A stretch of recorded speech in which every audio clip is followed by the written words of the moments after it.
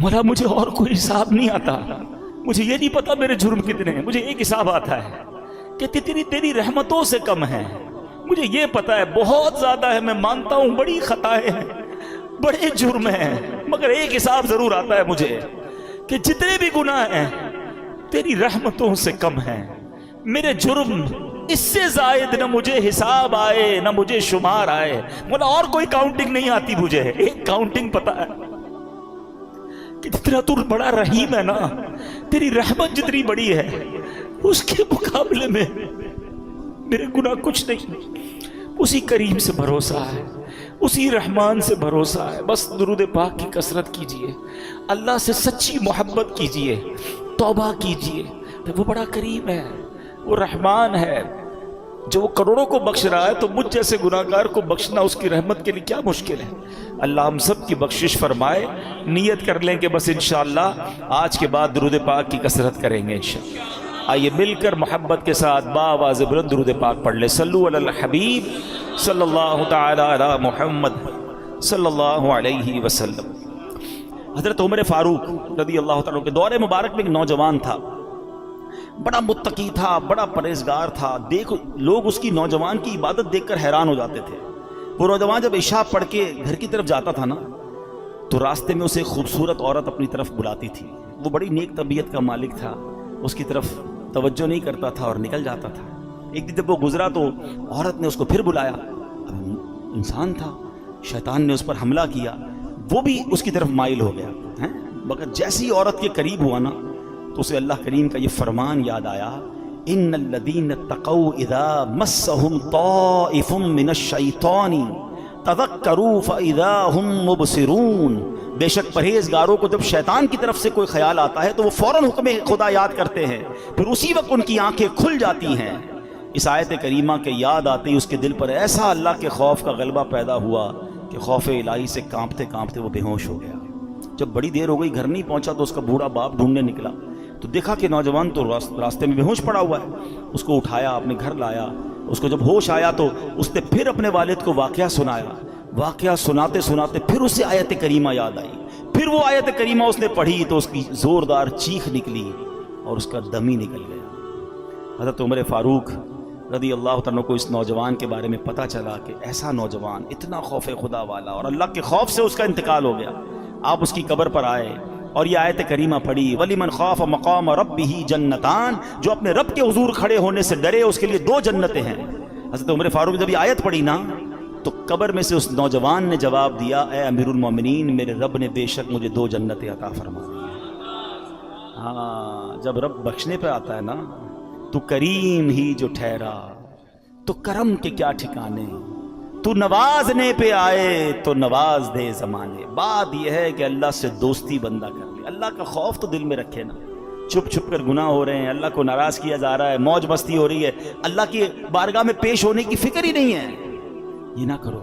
تو اب سچی توبہ کر لیجئے، اپنے گناہوں سے معافی مانگ لیجئے، اللہ کے قریب ہو جائیے، اور یقین کریں اللہ معافی مانگنے والوں کو بڑا پسند فرماتا ہے۔ وہ ایسے نوازتا ہے نا، آئے ہے۔ ابھی آپ نے ایک واقعہ سنا، ایک اور واقعہ سناتا ہوں، پھر بیان کمپلیٹ کرتے ہیں۔ ایک کسائی تھا، قصاب، ٹھیک ہے، اور اس کی ایک پڑوس کے اندر ایک خادمہ تھی، کام کرنے والی تھی، وہ اس کو بڑی پسند تھی، اس کی نیت اس کے بارے میں خراب تھی۔ تو ایک دن وہ کہیں جا رہی تھی تو یہ بھی اس کے پیچھے پیچھے ہو لیا۔ جب قریب پہنچا تو وہ خادمہ کہتی کہ دیکھو میرے قریب مت آؤ، دل تو میرا بھی تمہاری طرف مائل ہے، مگر یہ کام جو ہے نا یہ اللہ کو پسند نہیں ہے، اللہ کا خوف کرو، مجھے اللہ سے ڈر لگتا ہے۔ اس نے سوچا کہ جب تم خادمہ ہو کر، ایک غریب عورت ہو کر اللہ سے ڈر رہی ہو، مجھے زیادہ ڈرنا چاہیے۔ اس نے اس عورت کو چھوڑ دیا اللہ کے ڈر سے، کوئی دیکھنے والا نہیں تھا، they were both alone there، مگر اللہ کے خوف سے چھوڑ دیا۔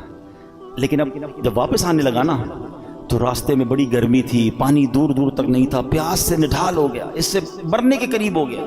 تو ایک اور شخصیت وہاں سے گزرے، کہا آپ کون ہیں؟ کہ میں فلاں نبی کا قاصد ہوں۔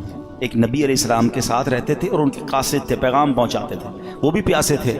کہا آپ کا حال کیا؟ کہ میں بھی بالکل پیاسا ہوں۔ کہا چلیں حضور دونوں مل کے دعا کرتے ہیں۔ تو وہ جو نبی علیہ السلام کا قاصد تھا کہ تم بھی دعا کرو، میں بھی دعا کرتا ہوں۔ کہا میں تو گناہ گار آدمی کسائی ہوں، آپ اللہ کے نبی کے ساتھ رہتے ہیں، آپ دعا کریں۔ انہوں نے دعا کی، انہوں نے آمین کہنا شروع کی، تھوڑی دیر ہوئی تو ایک بادل آیا، بڑا کالا سا، بڑا ٹھنڈی ہواؤں والا. ان دونوں کو سکون ہو گیا. کہا چلو چلتے ہیں، اب پانی تلاش کرتے ہیں. ریلیکسیشن تو ہو گئی. تھوڑا آگے گئے تو اب راستہ دونوں کا ٹرن ہونے لگا. تو جو اللہ کے نبی کے قاصد تھے وہ مثال کے طور پر رائٹ ٹرن ہوئے. یہ کسائی کو لیفٹ ٹرن ہونا تھا، یہ قصاب لیفٹ ٹرن ہوا، بادل اس کے ساتھ جانے لگ گیا. اللہ کے نبی کے قاصد نے کہا تم تو کہتے تھے عام سا آدمی ہوں، کوئی نیک عمل نہیں، تمہارے ساتھ تو بادل جا رہا ہے. کہا واقعی کوئی نیک عمل نہیں ہے، بس آج ایک واقعہ ہوا، گناہ کرنے جا رہا تھا، میں تو غلط آدمی ہوں، برا کام کرنے گیا تھا. ہاں یہ بات ضرور ہے کہ موقع ملا تو اللہ کا خوف آ گیا، میں اس لیے پیچھے آ گیا. وہ اللہ کے نبی کے قاصد کہتے ہیں کہ توبہ کرنے والوں پر رب ایسے ہی انعام فرماتا ہے. آئے ہائے، ہم گناہ کریں، اسے ناراض کریں اور توبہ کر لیں تو وہ کیسے معاف فرماتا ہے. حضرت موسیٰ علیہ السلام کے دور کا ہی واقعہ ہے نا. ایک گاؤں میں بارش نہیں ہو رہی تھی. گاؤں والوں نے کہا کہ چلو مل کے دعا کرتے ہیں. حضرت موسیٰ بھی ہیں، کلیم اللہ بھی ساتھ ہیں، 70,000 لوگ جمع ہو گئے. دعا شروع ہوئی، حضرت موسیٰ دعا کرا رہے ہیں. ایوری بڈی ایکسپیکٹنگ کہ اللہ کے نبی ساتھ ہے، کلیم اللہ ہے، بارش تو ہونی ہے، اتنا بڑا مجمع ہے. نو رین، نو کلاؤڈ، بالکل کلین اسکائی. حضرت موسیٰ نے کہا یا اللہ میں دعا کر رہا ہوں، اتنے لوگ آمین کہہ رہے ہیں، بارش نہیں ہو رہی. فرمایا موسیٰ اس پورے مجمع میں ایک بندہ ہے جو پچھلے 40 سال سے مجھے ناراض کر رہا ہے، جب تک وہ بندہ اس مجمع میں ہے نا بارش نہیں ہونی. تو حضرت موسیٰ نے کہا کہ یا اللہ میں اس بندے تک کیسے یہ بات پہنچاؤں. کہ تو کھڑے ہو کر اعلان کر، تیرا کام آواز لگانا پہنچانا میری ذمہ داری ہے. حضرت موسیٰ کھڑے ہو گئے. آپ نے کروایا اے وہ شخص جو 40 سال سے اللہ کی نافرمانی کر رہا ہے، تیری وجہ سے بارش نہیں ہو رہی، تو نکل جائے اس مجمع سے. اب وہ بندہ تو تھا اس کے اندر. اب وہ کبھی دائیں دیکھے کبھی بائیں دیکھے کہ شاید کوئی کھڑا ہو جائے گا، شاید کوئی نکلے گا، کوئی نہیں نکلا. وہ سمجھ گیا بات میری ہو رہی ہے. اب وہ سوچنے لگا کہ میں کھڑا ہو گیا تو پورے شہر کو پتہ چل جائے گا کہ میں ہی وہ گناہ گار ہوں. اس نے پتہ کیا چادر اوڑی اور اللہ کی بارگاہ میں کہتا یا اللہ آج ذلیل ہونے سے بچا لے. میں ہی وہ شخص ہوں، مانتا ہوں میں نے بڑے گناہ کیے، مگر مولا آج میں ذلیل ہو جاؤں گا. لاجیکلی بتاؤ اس کا ذلیل ہونا بنتا تھا کہ نہیں؟ کہ جس بندے کی گناہ کی وجہ سے بارش نہیں ہو رہی اس کو تو کھڑا کر کے سب کو بتانا بنتا تھا نا. ہمارے ساتھ کوئی غلط کرے ہم کہتے ہیں یہ وہ آدمی ہے، اس نے میرے ساتھ کیا. اچھا تھوڑا سا مسئلہ کرے اب زیادہ اس کو ذلیل کرتے ہیں، مگر میرے کریم کے کرم نوازی دیکھو وہ عیب چھپاتا کیسے ہے. وہ بندہ کہتا ہے مولا آج بچا لے. تھوڑی دیر ہوئی تو بادل آئے اور بارش برسنا شروع ہو گئی. حضرت موسیٰ کہتے ہیں یا اللہ بندہ تو کوئی نہیں نکلا، بارش کیسے ہو گئی؟ اللہ فرماتا ہے اے موسیٰ اس بندے نے مجھ سے دوستی کر لی ہے. حضرت موسیٰ کہتے ہیں یا اللہ بندہ تو دکھا دے، اب تو ملا دے تیرا دوست کون ہے. آئے ہائے، پتہ کیا فرمایا رب نے؟ فرمایا موسیٰ جب وہ میرا نافرمان تھا تب میں نے اسے ظاہر نہیں کیا، اب تو میرا دوست بن گیا، میں تجھے کیسے ظاہر کر دوں. یہ ہے میرا رب. کاش مجھے اور آپ کو سمجھ آ جائے. دنیا والوں کو میرا ایک ایپ پتہ چل جائے تو واٹس ایپ گروپ میں چلتے ہیں وہ میسج، سوشل میڈیا پہ چلتے ہیں، ویب سائٹوں پر اور اخباروں میں چلتے ہیں، مزے لیتے ہیں لوگ ہمارے ایپ کے. ارے دنیا کو تو پتہ ہی کچھ نہیں ہے جو میرے رب کو پتہ ہے. بچپن سے نافرمانیاں کر رہا ہوں، بچپن سے اسے ناراض کر رہا ہوں، چھپ چھپ کے گناہ کر رہا ہوں، وہ سب جانتا ہے. مگر کیسا کریم ہے، صرف چھپا نہیں رہا. وہ صرف چھپاتا تھا وہ بھی بڑی مہربانی تھی، وہ عزتیں بھی دے رہا ہے، وہ نعمتیں بھی دے رہا ہے، وہ مجھے کھلا بھی رہا ہے، وہ مجھے بڑا بھی کر رہا ہے، مجھے رزق بھی دے رہا ہے، مجھے میری فیملی کا سکھ بھی دے رہا ہے، مجھے دولت بھی دے رہا ہے، کیونکہ دے تو وہی رہا ہے نا. اس کو سب پتا ہے، وہ پھر بھی دے رہا ہے. اس کو سب پتا ہے، پھر بھی ہم اس سے دوستی نہیں کرتے، پھر بھی ہم اس کو راضی نہیں کرتے. کب تک اسے ناراض کرو گے بھائی؟ آج کر لو توبہ، آج کر لو اس سے دوستی. وہ شاعر کہتے ہیں نا تجھے تو خبر ہے میں کتنا برا ہوں، تجھے تو خبر ہے میں کتنا برا ہوں، تو عیبوں کو میرے چھپایا الہی، تو عیبوں کو میرے چھپایا الہی. تو آج سچی توبہ کر لے، چھوڑ دے گناہ. اگر نماز قضا ہو رہی ہے اب نماز قضا نہ کریں. شب برات کروڑوں بخشے جائیں گے مگر حدیث میں 6 قسم کے گناہ گار بتائے گئے جو نہیں بخشے جائیں گے. ہاں، شراب کا عادی نہیں بخشا جائے گا، ماں باپ کا نافرمان نہیں بخشا جائے گا، زنا کرنے والا بدکاری کا عادی نہیں بخشا جائے گا، رشتہ داریاں کاٹنے والا نہیں بخشا جائے گا، چغل خور نہیں بخشا جائے گا، ایک روایت کے مطابق تکبر والا لباس پہننے والا نہیں بخشا جائے گا، تصویریں بنانے والے مجسمے بنانے والے نہیں بخشے جائیں گے. خدا را آج توبہ کر لیجئے، راضی کر لیجئے اللہ کو. اگر یہ گناہ ہو بھی گئے نا وہ بڑا کریم ہے. توبہ کریں اور نیت کریں کہ آج کے بعد ہماری کوئی نماز قضا نہیں ہوگی. آج کے بعد انشاءاللہ نہ شراب کے پیئیں گے نہ شرابیوں کے قریب جائیں گے انشاءاللہ. ایسی محفلوں میں بھی نہ جائیں کہ جو ہمیں ان گناہ گاروں کے ساتھ بیٹھ کر آپ کیسے امید رکھتے ہیں کہ میں شرابیوں جواریوں بدکاروں کے ساتھ بیٹھ کر اللہ کا نیک بندہ ہو جاؤں گا اور اللہ مجھ سے راضی ہو جائے گا. تھوڑے دنوں پہلے تو کووڈ وائرس آیا تھا، ڈسٹنس کیسا رکھتے تھے؟ Social distance. سوشل کتنا سمجھ آ گئی تھی، نہیں بھائی دور رکھو اس کو، اس کے اندر وائرس ہے یا وائرس جیسی سمٹمز ہیں. ادھر لعنت برس رہی ہے شرابیوں پر، تم اس کے ساتھ بیٹھے ہو. جو بدکار ہیں جو جوئے کھیل رہے ہیں، آپ کہتے ہیں میں نہیں پیتا میں بیٹھتا ہوں. کیوں بیٹھنا ہے ان کے ساتھ؟ جدھر میرا رب ناراض ادھر اس کے ساتھ میں نے کیوں بیٹھنا ہے؟ اچھی محفلوں میں آیا کریں، اچھے لوگوں میں بیٹھا کریں. دعوت اسلامی کا ماحول آپ کے سامنے جو الحمدللہ ہمیں اللہ کی رحمت سے ہمیں نیک لوگوں کے ساتھ بیٹھ کر سدھرنے کا موقع ملتا ہے. اور قبر اگر روشن کرنی ہے نا، آج قبر کی بات ہو رہی ہے نا، تو قبر روشن کرنے کے لیے سب سے پہلی چیز عقیدہ ہے. اللہ پاک سے متعلق، رسولوں، صحابہ، اہل بیت سے متعلق، اولیاء کرام کے بارے میں سب عقیدہ بالکل ہمارا قرآن و سنت کے مطابق ہونا چاہیے. ہم نیک کام کرتے رہیں، 5 وقت پابندی سے نماز پڑھیں، مسجد میں با جماعت نماز ادا کریں، جتنے فرائض و واجبات ہیں ان پر عمل کریں، زکوٰۃ ہم پر فرض ہے تو زکوٰۃ پوری ادا کریں، روزے رکھیں، لوگوں کے ساتھ حسن سلوک سے پیش آئیں، قرآن کریم کی تلاوت کریں، درود پاک کی کثرت کریں، ذکر اللہ کی کثرت کریں.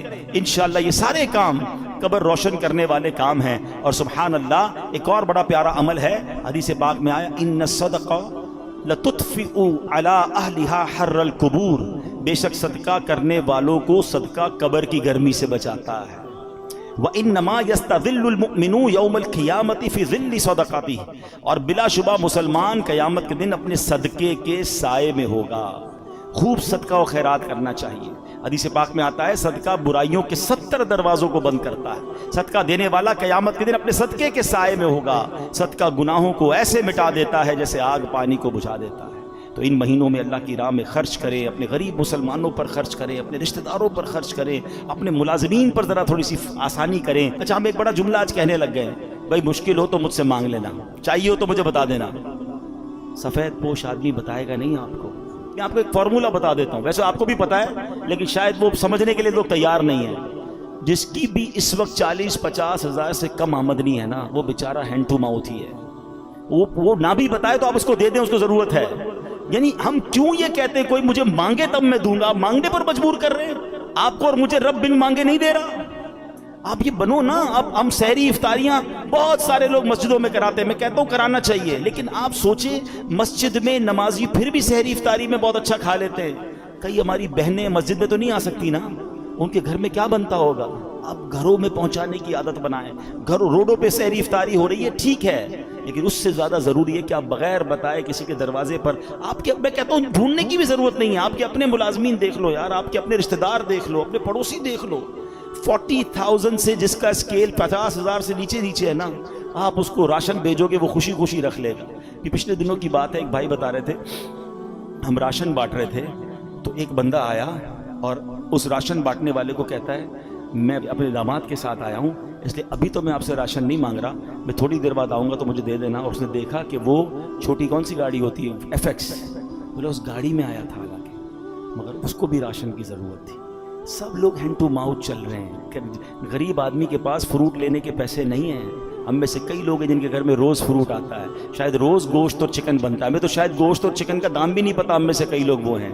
مگر پوچھے نا غریب آدمی سے، ہفتہ گزر جاتا ہے، اس کے گھر میں بھی روزہ ہو رہا ہے، اس کے گھر میں بھی افطار ہو رہی ہے. یہ وقت ہے جنت کمانے کا، یہ وقت ہے نیکیاں کمانے کا. آپ ایسے گھروں میں آپ لفافہ بنا کے پیسے بھجوا دیں، کوئی مسئلہ نہیں. 15-20 ہزار روپے بھجوائیں گے وہ، آپ زکوٰۃ نہیں تحفہ کہہ کے بھیج دیں. لیکن انشاءاللہ آپ دیکھیں گے چہروں پہ مسکراہٹیں آئیں گی، لوگوں کی عید اچھی ہوگی، لوگوں کی رمضان اچھی ہوگی. یہ وقت ہے اور یہ صدقہ ہماری قبر کو روشن کرے گا. ہمیں انشاءاللہ ان دکھیارے مسلمانوں کی مدد کریں گے، نہ جانے ہمارے کتنے غم دور ہو جائیں گے. اور پھر ایک اور پرابلم، ہم جو بچ جاتا ہے وہ کیوں بانٹتے ہیں؟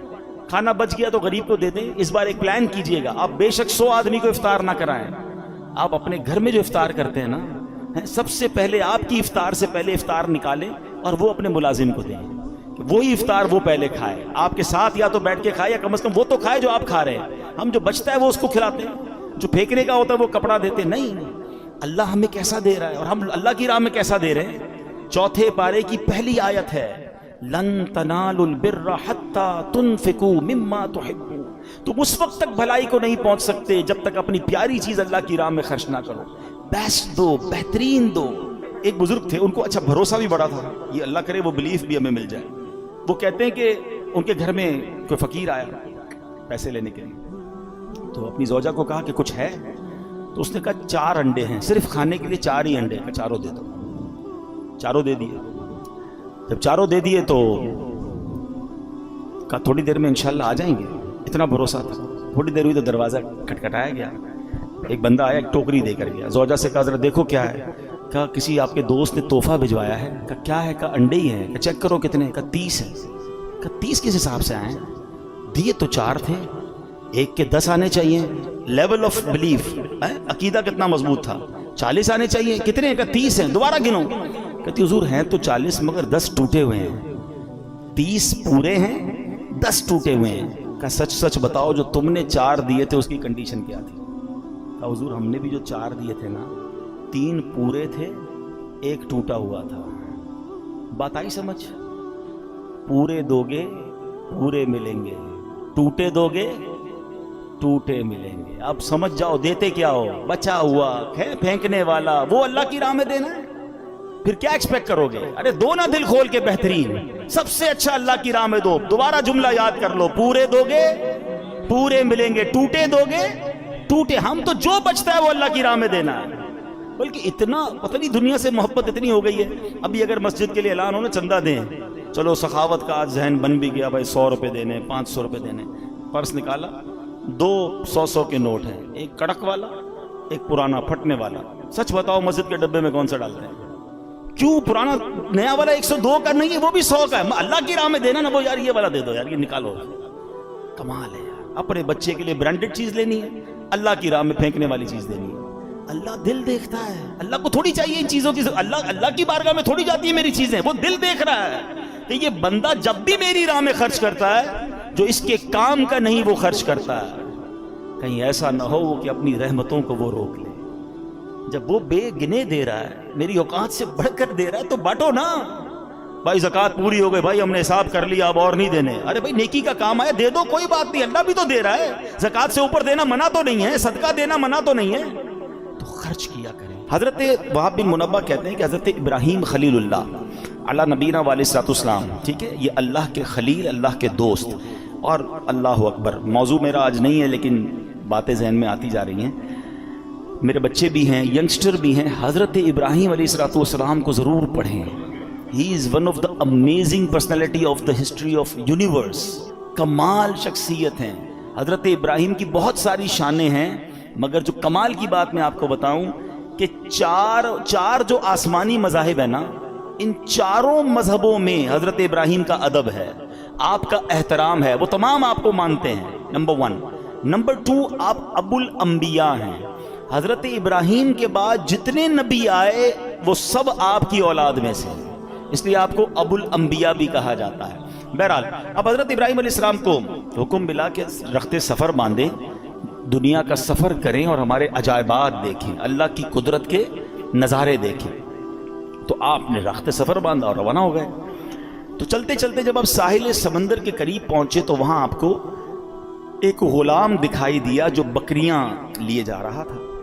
حضرت ابراہیم علیہ السلام نے اس سے پوچھا کہ اے غلام، کیا تمہارے پاس پانی یا دودھ ہے؟ تو عرض کیا جی ہے، جو آپ کہیں آپ کو پیش کر دوں گا. آپ کو کیا چاہیے آپ بتائیے، پانی چاہیے یا دودھ چاہیے؟ تو حضرت ابراہیم نے کہا کہ پانی پلا دو. اس نے اپنا ڈنڈا اٹھایا اور قریبی چٹان کے پاس گیا, وہاں رک کر کچھ بولا. چٹان پر اس نے اپنا عصا مارا تو چٹان سے پانی کا چشمہ جاری ہو گیا. حضرت ابراہیم کو اس نے پانی بھر کے پانی پلا دیا. اچھا, حضرت ابراہیم نے بھی اپنا تعارف نہیں کرایا تھا کہ آپ کون ہیں. آپ نے پانی پیا اور حیرت سے غلام کو دیکھنے لگے. تو اس نے, غلام نے دیکھا کہ بڑے حیران ہو رہے تھے. کہا آپ کو حیرانی کیوں ہو رہی ہے؟ تو کہا حیرانی نہیں ہوگی, تم نے جا کے لکڑی ماری, ڈنڈے ماری اور پتھر سے پانی نکل آیا. تو کہا میں آپ کو راز بتاؤں. تو کہا بتاؤ. کہ مجھے پتہ چلا ہے کہ اللہ کے ایک نبی ہیں اور اللہ پاک نے انہیں اپنا خلیل بنایا ہے, اور میں خلیل اللہ کے وسیلے سے جو بھی مانگتا ہوں نا اللہ مجھے عطا فرما دیتا ہے. میں بھی اس چٹان پر گیا تھا, میں نے اسی خلیل اللہ کا نام لیا تو پانی کا چشمہ آ گیا. حضرت ابراہیم نے کہا کہ میں ہی وہ خلیل اللہ جسے اللہ پاک نے خلیل بنایا. اللہ اکبر. یہ سن کر تو غلام کی خوشی کی انتہا نہیں رہی کہ میں تو روز جس کے وسیلے سے کام کر رہا ہوں وہ آج میرے سامنے آ گئے. وہ کہتے نا, وہ آئے ہمارے گھر خدا کی قدرت ہے, کبھی ہم ان کو کبھی اپنے گھر کو دیکھتے ہیں. دل ہی دل میں اپنی قسمت پر فخر کر رہا تھا. کہتے واقعی سچ بتا دیں آپ ہی خلیل اللہ. حضرت ابراہیم فرماتے ہیں ہاں میں ہی خلیل اللہ ہوں. اللہ اکبر. یہ سننا تھا کہ وہ غلام بے ہوش ہو کر گرا, یعنی خوشی کے مارے اسے کنٹرول نہیں ہوا اور اس کی روح قبض ہو گئی. روایت میں آتا ہے اس وقت آسمان سے ایک نور اترا اور اس نور نے خوش نصیب غلام کی لاش کو ڈھانپ لیا. جب وہ نور چھٹا تو پتہ نہیں چلا وہ لاش کہاں گئی. وہ نور سے اٹھا لیا گیا یا زمین میں دفن کر دیا گیا. یہ ایک واقعہ آپ کے ساتھ ہوا. آپ اور آگے بڑھے, ایک پہاڑ پر پہنچے, وہاں ایک گھر تھا, اس کے 2 دروازے تھے. آپ علیہ السلام اندر داخل ہوئے. اندر ایک تخت تھا, اس کے اوپر کسی کی لاش رکھی ہوئی تھی اور اس کے اوپر 70 خوبصورت حلے, خوبصورت لباس ڈالے ہوئے تھے اور سر کے پاس ایک تختی رکھی ہوئی تھی. لاش, اس کے اوپر 70 قسم کے ڈریسز اور ایک تختی تھی. تو حضرت ابراہیم علیہ السلام نے جب اس تختی کو پڑھا تو اس پر پتہ ہے کیا لکھا تھا؟ میں شداد بن عاد ہوں, میں 1000 سال زندہ رہا, میں نے 1000 لشکروں کو شکست دی, میں نے ہی شہر ارم بنایا, مگر افسوس جب میری موت کا وقت قریب آیا تو میری ساری تدبیریں رد ہو گئیں. میں نے دنیا بھر سے ڈاکٹروں کو جمع کیا, کوئی بھی میری موت کو ٹال نہ سکا. بس جس نے بھی مجھے دیکھا اب اسے دنیا کے دھوکے میں نہیں آنا چاہیے. اے لوگو, خود پر دنیا کے دروازے تنگ رکھو. تم اتنی بادشاہت کے مالک نہیں ہو جیسی بادشاہت کا مالک میں تھا. تم اتنا عرصہ زندہ نہیں رہے, نہ رہو گے جتنا عرصہ میں زندہ رہا. تم اتنا جمع نہیں کر سکو گے جتنا میں نے جمع کیا. ہاں ہاں سن لو, دنیا دھوکے باز ہے, قاتل ہے, اپنے طلبگار کے ساتھ کھیل کھیلتی رہتی ہے. یہ عجوبہ دیکھ کر حضرت ابراہیم علیہ السلام واپس تشریف لے آئے. شاعر کہتے ہیں نا, بے وفا دنیا پہ مت کر اعتبار, تو اچانک موت کا ہوگا شکار. موت آ کر ہی رہے گی یاد رکھ, جان جا کر ہی رہے گی یاد رکھ. گر جہاں میں 100 برس تو جی بھی لے, قبر میں تنہا قیامت تک رہے. جب فرشتہ موت کا چھا جائے گا پھر بچا تجھ کو نہ کوئی پائے گا.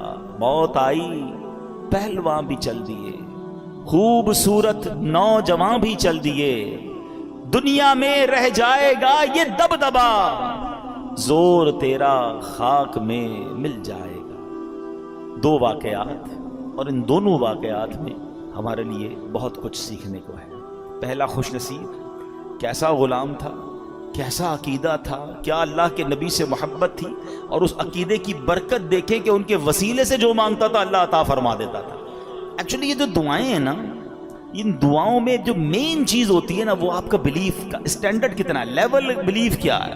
اس کو محبت اتنی تھی حضرت ابراہیم سے, بھروسہ اتنا تھا اللہ پر کہ میں خلیل اللہ کا وسیلہ جب اللہ کی بارگاہ میں پیش کروں گا اللہ میری مشکلیں ٹال دے گا, میری مصیبتیں حل کر دے گا.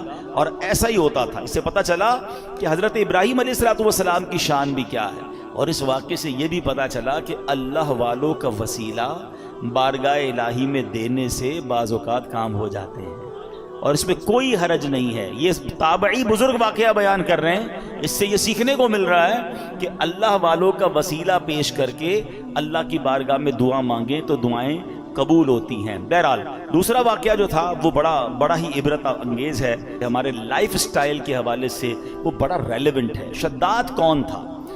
بڑے روب و دبدبے والا بادشاہ تھا، یہ غیر مسلم تھا، اور اس کے بارے میں اس نے کیا کیا تھا کہ اس نے جنت کا ذکر سن رکھا تھا غیر مسلم، مگر اسے سن رکھا تھا کہ مرنے کے بعد مسلمانوں کے پاس ایک کانسیپٹ ہے کہ جنت میں ان کو ڈالا جائے گا، تو اس نے کہا میں مرنے کا انتظار کیوں کروں اور مسلمان کیوں ہوں، میں خود ہی جنت بنا لیتا ہوں۔ شداد کی جنت دنیا میں مشہور تھی، اس نے کیا کیا، ایک عظیم شہر بنایا۔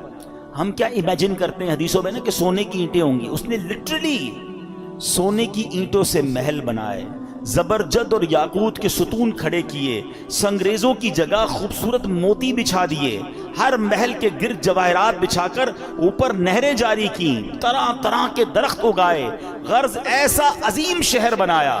نہ دنیا میں اس سے پہلے کوئی ایسی سٹی کریٹ ہوئی، نہ اس کے بعد کبھی ہوئی۔ اور جب شہر مکمل ہو گیا نا، یعنی یہ شداد کا واقعہ کوئی افسانہ نہیں ہے، قرآن میں اس کا ذکر موجود ہے۔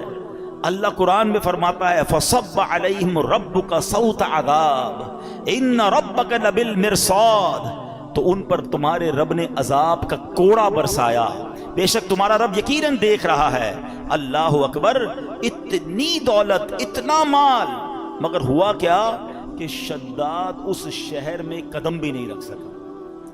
جب وہ کریٹ ہو گیا، جب اس کی اوپننگ سیریمنی کا وقت آیا، شداد کو بلایا گیا کہ جناب اب آپ نے اس شہر میں داخل ہونا ہے جو آپ نے جنت دنیا میں بنائی ہے، مگر اس سے پہلے اسے موت نے آ لیا۔ جہاں میں ہے عبرت کے ہر سو نمونے، مگر تجھ کو اندھا کیا رنگ و بو نے، کبھی غور سے بھی یہ دیکھا ہے تو نے، جو آباد تھے وہ محل اب ہیں سونے، جگہ جی لگانے کی دنیا نہیں ہے، یہ عبرت کی جا ہے تماشا نہیں ہے۔ ایسے کئی واقعات آپ نے بھی دیکھے ہوں گے، اپنی لائف میں دیکھے ہوں گے۔ بڑی تیاری کرتا ہے انسان، بڑی پلاننگ کرتا ہے، ابھی یہاں پہنچنا ہے، ابھی یہ گھر کمپلیٹ کروں گا، ابھی یہ بلڈنگ بنا لوں گا، ابھی بزنس سیٹل کروں گا، ابھی فلاں ملک پہنچ جاؤں گا، اور اچانک اس کی زندگی کا وقت پورا ہو جاتا ہے۔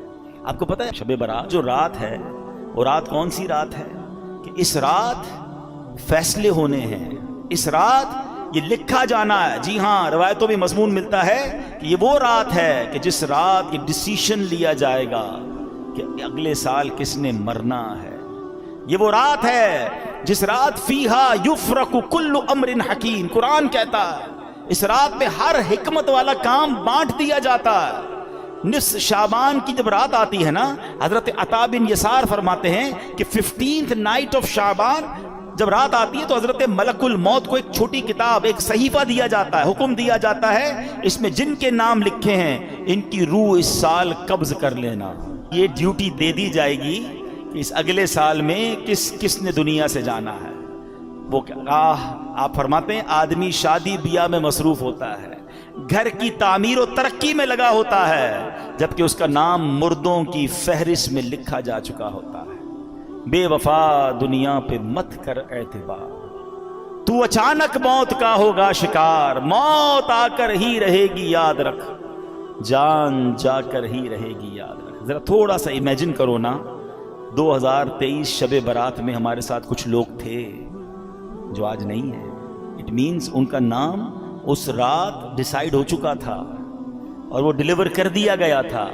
ہمیں نہیں، ان کو بھی نہیں پتا تھا، ہمیں بھی نہیں لگتا تھا یار یہ تو آس پاس ہی رہتے ہیں، یار یہ کدھر جائے گا، مگر he is not with us right now. کہاں ہیں؟ اپنی قبر میں۔ اگلی شب برات پھر آنی ہے، ہو سکتا ہے پھر مسجد میں اجتماع ہوگا، ہو سکتا ہے میں نہ ہوں، ہو سکتا ہے آپ نہ ہوں۔ کس بات کا غرور ہے یار، کس بات کی پلاننگ ہے؟ اتنے جنازے اٹھنے کے بعد بھی ہمارے اوپر غفلت ہے۔ میں ریسنٹلی ایک واقعہ ہوا ہے، بہت ہی میرے کلوز فرینڈ ہے، میں نام نہیں لوں گا، ان کے رشتہ دار یہاں موجود ہیں، مگر اس لیے وہ واقعہ بیان کر رہا ہوں کہ بہت کچھ سیکھنے کو ہے ہمارے لیے اس میں۔ ابھی پچھلے دنوں کی بات ہے، دنیا بھر سے لوگ جرمنی میں جمع ہوتے ہیں، ایک بزنس جو ہے وہ ایگزیبیشن لگتا ہے، ایم ٹیکس ہیں، بڑے بڑے بزنس مین جاتے ہیں وہاں پر۔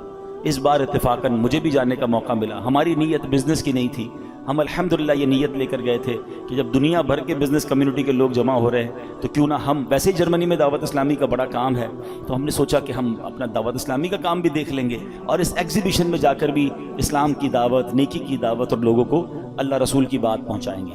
میرے بہت اچھے وہ دوست بھی تھے، بہت، اگر وہ آج حیات ہوتے تو آج ہمارے اجتماع میں ہوتے، وہ اس مسجد میں بھی اجتماع میں آتے تھے، اتنا ہماری، یعنی سمجھ لیں ہماری اس فیملی کا حصہ تھے وہ، ٹھیک ہے نا۔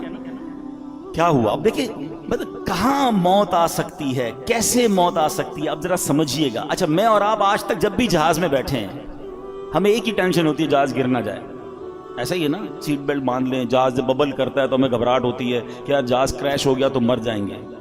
وہ جہاز میں بیٹھے، وہ جہاز کریش نہیں ہوا، 200-300 مسافر تھے، سب جرمنی پہنچے، مگر جہاز میں کم و بیش 35,000 فٹ کی بلندی پر ان کی روح قبض ہو گئی۔ وہ جہاز میں تھے، میں جرمنی ایئرپورٹ پہ لینڈ ہوا، مجھے میسج آیا، مجھے یقین نہیں آیا، میں نے کہا اچھا، میسج بھی بڑا عجیب تھا کہ فلاں بھائی کا جہاز میں انتقال ہو گیا اور ابھی کچھ گھنٹوں بعد جرمنی فلائٹ اترے گی۔ میں نے کہا یار جہاز میں انتقال ہوا ہے تو خبر کیسے باہر آ گئی؟ اب تو خیر جہاز میں انٹرنیٹ آ گیا ہے۔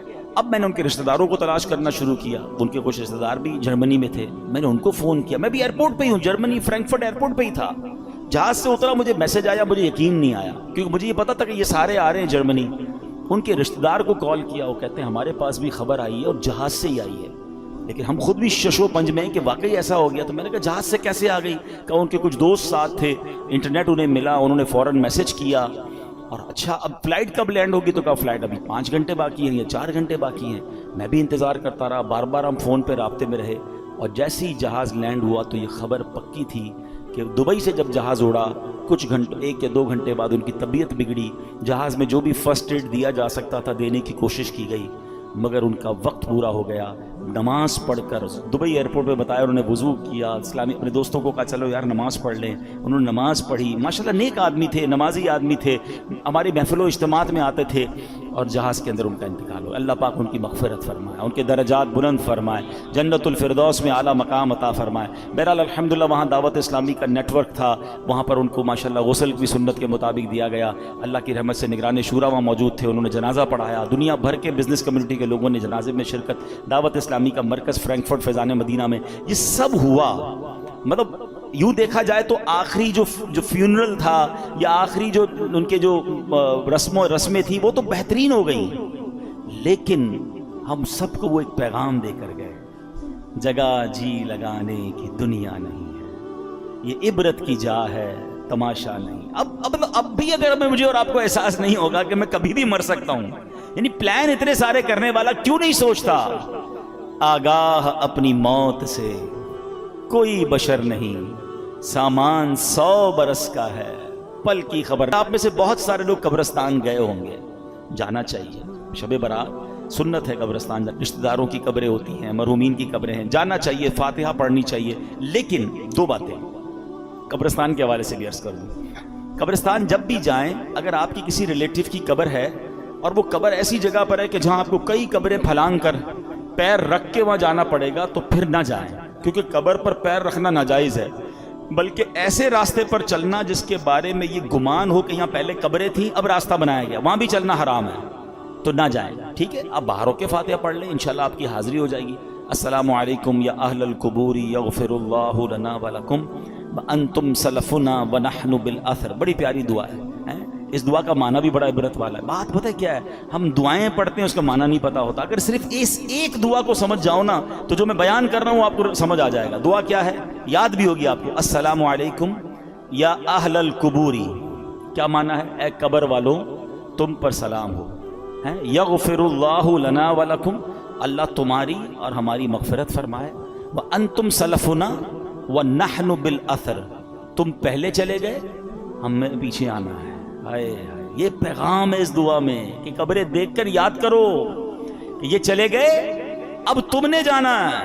قبرستان جاتے ہیں پھر بھی چہرے پہ ہنسی ہے، پھر بھی انجوائمنٹ ہے، پھر بھی موبائل فون ہے، قبر کی کسی کو تدفین ہو رہی ہوتی ہے نا تو باہر وہاں بیٹھ کے سگریٹ پی رہے ہوتے ہیں، گپے لگا رہے ہوتے ہیں، بزنس کی باتیں کر رہے ہوتے ہیں۔ یار قبرستان جا کر تو یاد کر لو کہ کل میری باری آنے والی ہے۔ عبرت جس کو کہتے ہیں میسج لینے کا انداز ہی نہیں ہے۔ ہمارے بزرگان دین کیسے عبرت کے مدنی پھول لیتے تھے، لیکن ہمیں عبرت لینا نہیں آتا ہے. اب ذرا سوچیں. اچھا چلیں اس دعا میں ایک اور بات بھی سیکھ لیجئے. ماشاءاللہ وہی والی بات ہے نا, جو چیز سیکھنے کو مل جائے تو سیکھ لینی چاہیے. تو سیکھنی کیا ہے کہ اس میں کیا میسج ملا. دعا کیا ہے, دوبارہ دہرائیے گا, السلام علیکم یا اہل القبور. واہ بھائی واہ, مسئلہ تو حل ہو گیا اس دعا میں. حدیث پاک کی دعا ہے یہ, مشکات شریف میں دعا موجود ہے. اے قبر والو تم پر سلام ہو. قبرستان میں سارے اللہ کے ولی ہیں, بتاؤ نا, سارے ہی صحابہ ہیں, سارے جنتی ہیں. ہمیں کیا پتا ہے, شرابی کی بھی قبر ہے, کبابی کی بھی قبر ہے, نمازی کی بھی قبر ہے, نیک کی بھی قبر ہے, گناہ کا. اللہ سب کی مغفرت فرمائے. مگر عام مسلمانوں کو حدیث کیا بتا رہی ہے, یا اہل القبور, اے قبر والو تمہیں سلام ہو. بڑا سمپل سوال ہے, جب قبر والوں کو یا اہل القبور کہنا دعا سے حدیث سے ثابت ہے, ہم ادھر اگر اللہ کے ولی کو یا غوث اعظم کہتے ہیں تو کیا پرابلم ہے, یا رسول اللہ کہتے ہیں تو کیا پرابلم ہے. آپ تو گناہ گار کو یا اہل القبور کہنے کی اس دعا میں اجازت ہے, ہم تو اللہ کے نیک بندوں, اولیاء, صحابہ, اہل بیت کو پکارتے. پتہ نہیں کیوں ٹینشن کریٹ کی جاتی ہے. تو یہ چلے ایک مسئلہ بھی میں نے کہا عقیدے کا کلیئر کر دوں. ایک بڑی پیاری دعا آج میں نے بھی پہلی بار پڑھی, اس میں بھی کوئی حرج نہیں ہے, علم ہر بندہ سیکھ رہا ہوتا ہے. اور دعا کیا ہے, بسم اللہ الرحمن الرحیم, اللہم رب الاجسادی البالیتی والعظامی النخرتی التی خرجت من الدنیا وہیا بکا مؤمنۃ ادخل علیہا روحا من عندک وسلاما منی. اب اس کا پہلے ترجمہ سنیے گا, پھر میں اس کی فضیلت بتاؤں. اے اللہ, اے گل جانے والے جسموں اور بوسیدہ ہڈیوں کے رب, جو دنیا سے ایمان کی حالت میں رخصت ہوئے, تو ان پر اپنی رحمت فرما اور ان کو میرا سلام پہنچا دے. اچھا, یہ دعا جو ہے اس کی جو فضیلت ہے شرح الصدور میں ہے کہ جو بندہ قبرستان میں داخل ہو کر یہ دعا پڑھے تو حضرت آدم سے لے کر دعا پڑھنے کے وقت تک جتنے مسلمان فوت ہوئے, یہ سب دعا پڑھنے والے کے لیے دعائے مغفرت کریں گے. یعنی اربوں مسلمان جو دنیا سے چلے گئے, اس کیونکہ ہم نے سب کے لیے دعا کر دی نا, تو وہ مردے بھی جو دنیا سے چلے گئے, پردہ فرما گئے, وہ ہمارے لیے دعا کریں گے. تو یہ شرح الصدور بڑی کمال کی کتاب ہے, امام جلال الدین سیوطی شافعی رحمۃ اللہ تعالیٰ نے لکھی, اور انہوں نے اس میں یہ دعا لکھی ہے. دیکھیں, جہاں ثواب کا موقع ملے, جہاں برکت کا موقع ملے, اسے اچیو کرنا چاہیے. فوراً ہی اگر کوئی اسکیم آتی ہے, فلاں بورڈ آتا ہے کہ یار یہاں یہ بار کیا آج کل کہتے ہیں, وہ کوڈ یوز کر لو تو آپ کو اتنا % ڈسکاؤنٹ مل جائے گا. بندہ فوراً کوڈ نوٹ کر رہا ہوتا ہے, فوراً پکچر کھینچ لیتا ہے کہ یار یہ والے کوڈ سے یہ والی ویب سائٹ پہ فائدہ ہوگا. میں بھی چھوٹا سا کوڈ ہی بتا رہا ہوں بھائی, اور علماء کرام اور بزرگان دین کی اس کتابوں سے بتا رہا ہوں کہ اس کو پڑھ لو قبرستان میں جا کر. اور دعا ہی ہے نا, اس پہ حرج تو کوئی نہیں ہے, تو سب جانے والوں کے لیے دعا ہے. تو بہرحال اللہ کرے کہ ہم اس طرح نیکیاں کمانے کا بھی ہمارے اندر شوق پیدا ہو جاتا. تو بہرحال آج ہماری جو گفتگو چل رہی تھی کہ ہمیں اپنی قبر کی تیاری کرنی ہے, اپنی موت کی تیاری کرنی ہے. شب برات جو ہے نا, وہ ہمیں بہت کچھ درس دیتی ہے. اور پھر سب سے زیادہ ہمیں اس بات پر غور کرنا ہے کہ ہمیں اللہ کے خوف کو دل میں پیدا کرنا ہے. حضرت ابو بکر صدیق رضی اللہ, میں آپ کو ان کا واقعہ سناتا ہوں. آپ سے بڑا کون سا صحابی ہے, آپ سے بڑھ کر کس کے جنتی ہونے میں شک آپ کر سکتے ہیں؟ یعنی آپ تو قطعی جنتی بھی کیسے ہیں کہ نبی پاک کی زبان سے جنت کی بشارت سنی, بلکہ کتنی بار بشارت سنی. پیارے آقا علیہ الصلوۃ والسلام نے ایک بار پتہ کیا فرمایا, دیکھیں کیسا پیار ہے. ایک بار نبی پاک تشریف لائے صحابہ کرام میں, سیدھے ہاتھ میں صدیق اکبر رضی اللہ تعالیٰ کا ہاتھ ہے, بائیں ہاتھ میں حضرت عمر فاروق کا ہاتھ ہے, اور تشریف لائے اور آ کر فرماتے ہیں آج دیکھ لو جیسے آج آئے ہیں, محشر کے دن بھی ایسے ہی آئیں گے. کیا ساتھ ہے. اچھا, پھر ایک اور ایمان افروز بات بتاؤں, چلے یہ بھی بہت سیکھنے کو ملے گا. ہم انسان کی قبرستان جاتے ہو نا, ایک جملہ سنا ہوگا آپ نے, پہنچی وہیں پہ خاک جہاں کا خمیر تھا. یہ محاورہ سنا ہے نا, یہ صحیح محاورہ ہے. بندہ دفن وہیں ہوتا ہے جہاں کی اس کی مٹی ہوتی ہے. روایتوں میں آتا ہے کہ جس ہمیں جب بنایا گیا نا, ہم مٹی سے بنے نا, انسان کو اسی مٹی سے بنایا جاتا ہے جس مٹی میں اس کی تدفین ہونی ہے. آپ کے ساتھ کئی بار ایسا ہوا ہوگا. پھر ایک مجھے ہمارے اسی طرح کے دوست یاد آ گئے, تھوڑے دنوں پرانی بات ہے, کافی عرصے سے وہ کینیڈا میں رہتے تھے, بڑے بیمار تھے, بڑے مسائل ان کے چل رہے تھے. ان کو کہا گیا کہ یار آپ تھوڑے دنوں کے لیے پاکستان بھی آ جائیں. وہ پاکستان آئے اور آتے ہی دوسرے دن ان کا انتقال ہو گیا. تو سب کہتے تھے یار ان کی مٹی یہاں کی لکھی ہوئی تھی. ایسا ہی نا, ایسا آپ کے ساتھ سنا ہوگا, بندہ کہیں جاتا ہے اس کا انتقال ہو جاتا ہے. اب یہ بات تو طے ہو گئی. اب ذرا ایمان افروز بات سنیں. صدیق اکبر اور حضرت عمر فاروق کی قسمت پر ہماری جان قربان. کہاں پر روزہ ہے ان کا؟ کس کے ساتھ ہے؟ سنہری جالیوں کے پیچھے ہے نا. علماء کہتے ہیں جس مٹی سے نبی پاک کو بنایا گیا نا, اسی مبارک مٹی سے حضرت ابوبکر صدیق اور حضرت عمر کی تخلیق ہوئی تھی. ان کو تو اس وقت چن لیا گیا تھا. اور وہیں جبھی تو دیکھیں نا روضہ رسول میں پیارے آقا کے محبتوں کا صلہ ایسے کون دیتا ہے, سنہری جالیوں میں یار غار آپ سے ہیں. نبی پاک کے ساتھ جلوہ فرمائے تو حضرت ابوبکر صدیق اس قدر بڑا مرتبہ. مگر خوف خدا دیکھو یار, ہم گناہوں سے بھرے ہوئے صبح و شام گناہ کریں اور شرم نہیں آتی, قبر یاد نہیں آتی, اللہ کی بارگاہ میں پیش ہونا یاد نہیں آتا. صدیق اکبر کو دیکھیں, فرماتے ہیں کہ آپ نے ایک دن بیٹھے ہوئے تھے, آخرت کے احوال پر غور و فکر کر رہے تھے. خیالوں ہی خیالوں میں قیامت کا منظر آپ کے سامنے آ رہا تھا کہ کیسے آسمانوں کو لپیٹ لیا جائے گا, کس طرح پہاڑ روئی کے گالوں کی طرح ہوا میں اڑیں گے, ستارے جھڑ جائیں گے, ایسے ہولناک انداز میں قیامت قائم ہوگی, پھر محشر کا میدان, میزان عمل, جنت اور دوزخ کا معاملہ. آپ غور کر رہے پھر اتنا خوف خدا کا غلبہ ہوا کہ آپ نے تڑپ کر کہا کہ کاش میں سبز گھاس ہوتا, مجھے کوئی جانور کھا جاتا, کاش مجھے پیدا ہی نہ کیا جاتا. کون کہہ رہا ہے؟ قطعی جنتی جن کی صدقے جنت میں جائیں گے, حضرت صدیق اکبر. لیکن اتنا خوف ہوا نا, تو پھر کیا ہوا؟ آیت کریمہ نازل ہوئی. سورہ رحمان میں اور آپ یہ آیت پڑھتے ہیں, مگر اس آیت کے شان نزول میں ایک واقعہ یہ لکھا ہے کہ this is the reason why this آیت ریویل, یہ آیت نازل ہوئی. وَلِمَنْ خَافَ مَقَامَ رَبِّهِ جَنَّتَانِ, جو اپنے رب کے حضور کھڑے ہونے سے ڈرے اس کے لیے 2 جنتیں ہیں.